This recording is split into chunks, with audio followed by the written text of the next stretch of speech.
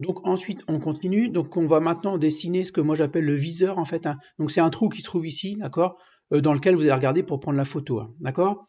Donc comme tout à l'heure, on est toujours dans esquisse, hein, donc si vous êtes dans fonction, c'est pas grave, vous cliquez sur esquisse. On va ici cliquer sur rectangle, l'outil rectangle, d'accord. Ensuite, on va cliquer sur cette face-là, puisque c'est sur cette face-là qu'on veut dessiner, d'accord. Et puis comme d'habitude, on va cliquer glisser pour créer un rectangle au hasard, d'accord. Donc toujours pareil, cotation intelligente. Donc je voudrais que ce rectangle-là, donc on clique sur la longueur ici, ce rectangle-là, je clique, on va l'éloigner, on va même le mettre au-dessus, voilà, ici, donc peu importe, hein, au-dessus ou en dessous. Je voudrais que ce rectangle-là fasse 14 mm de longueur, d'accord, donc je valide, donc je tape 14. Je voudrais qu'il fasse en largeur, donc on va le mettre de ce côté-là, donc je clique sur la largeur du rectangle, j'éloigne ici, je le pose là. Je voudrais qu'il fasse 10 mm, d'accord, je valide, ok. Ensuite, je voudrais que ce rectangle se trouve en fait à 6 mm de cette arête-là, d'accord. Donc je clique sur l'arête, d'accord. Je clique sur le bord du rectangle ici, j'éloigne, voilà. Je mets ici. Je saisis 6 mm, d'accord, entrée. Voilà, donc maintenant il se trouve à 6 mm de l'arête supérieure.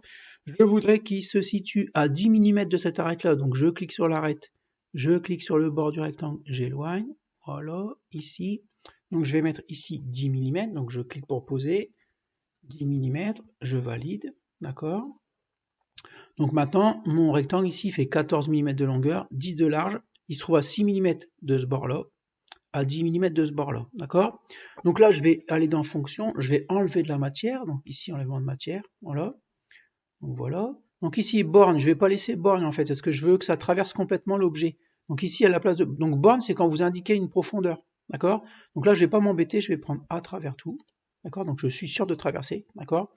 Et surtout, ici, je vais mettre une dépouille, donc je clique sur dépouille, de 10 degrés, d'accord.